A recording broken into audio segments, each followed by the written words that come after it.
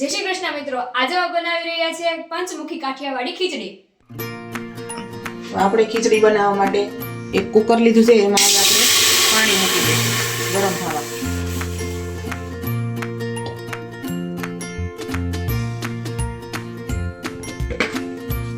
પાણી ગરમ થાય એમાં આપણે થોડુંક મીઠું નાખી દેવાનું,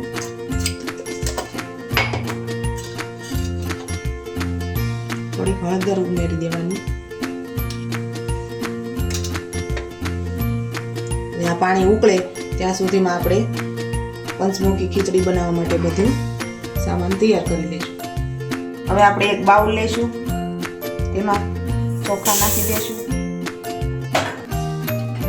એમાં આપણે ચણાની દાળ, મસૂરી દાળ, તુવેર દાળ, મગ દાળ, અડદની દાળ, આપણે આ બધું સરખી રીતે મિક્સ કરીને પાણીથી સરખી રીતે ધોઈ લઈશું।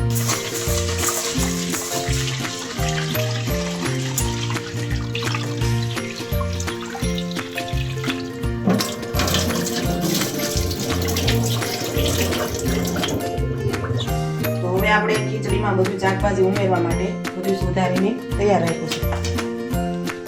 બટેકા છે, વાલોળ છે, લાલ વાલોળ છે, ચૂરણ છે, ગાજર છે, પીળા ગાજર છે, કેપ્સિકમ છે, કોબી છે, કાંદા છે, ટામેટા છે, ચીંગદાણા છે, આ બધું શાકભાજી આમાં પાણી ઉકળી જાય એમાં ઉમેરી દેવાનું। તમારા ઘરમાં જે શાકભાજી હોય એ બધું આમાં આપણે વાપરી શકીએ છીએ।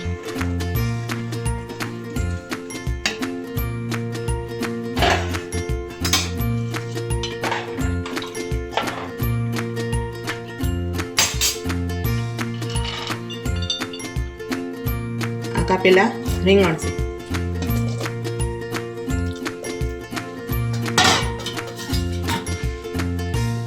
હવે આપણે ખીચડી ધોઈને તૈયાર રાખી છે એ આમાં આવી રીતે નાખી દેવાની।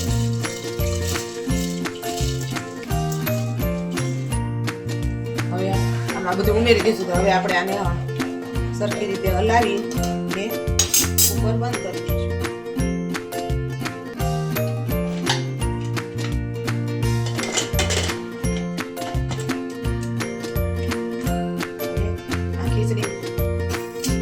જાય ત્યાં સુધી આપણે બધો મસાલો તૈયાર કરી લઈશું।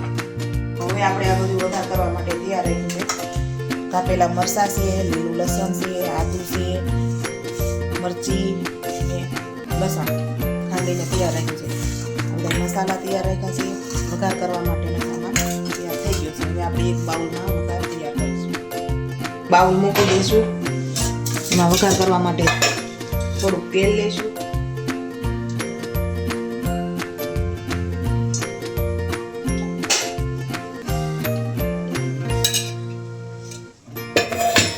તેલ નાખો તો પણ ચાલે ને ઘી પણ નાખી તો પણ ચાલે, આપણે બે વસ્તુ ઉમેરીશું। હવે આપણે આ તેલ ગરમ થઈ ગયું છે, તેમાં રાઈ જીરું,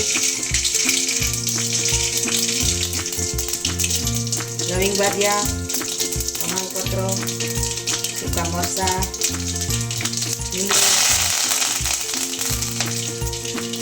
મરચાં કાપેલા, આદુ લસણની પેસ્ટ,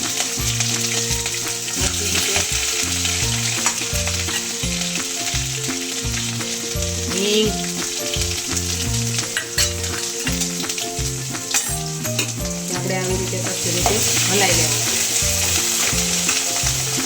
સરસ રીતે તળાઈ જાય એટલે આપણે એમાં કાંદા કાપેલા નાખવાના,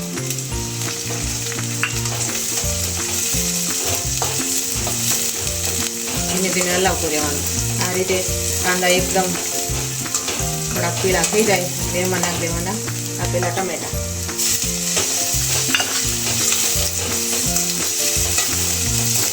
એ રીતે હલાવવાનું, એમાં થોડુંક આપણે મીઠું નાખી દેવાનું એટલે સરસ રીતે ફટાફટ ગળી જાય।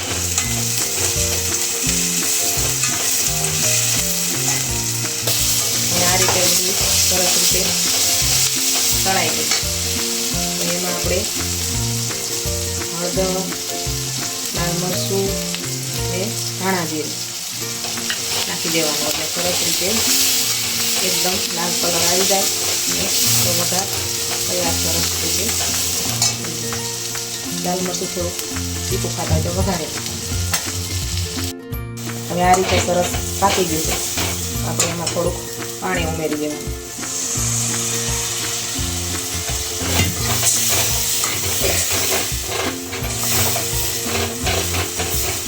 એનાથી હલાવતું રહેવાનું. એકદમ પાણી સરસ ઘટ થઈ જાય ત્યાં સુધી ઉકળવા દેવાનું. હવે આપણો ગ્રેવી તૈયાર થઈ ગયું છે.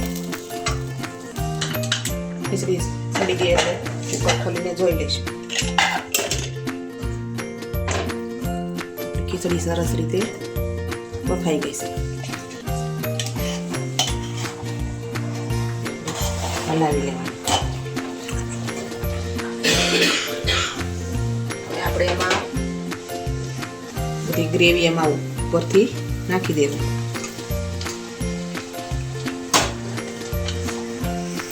આપણે આને સરખી રીતે ખીચડીને હલાવી લેવાની.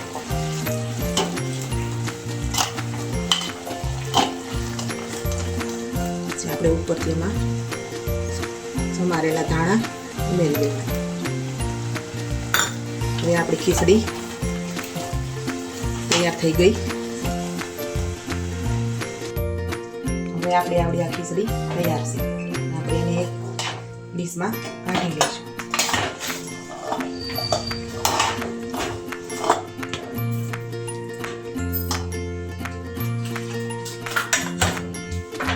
આપણે એમાં ઉપરથી ઘી ઉમેરી દેવાનું.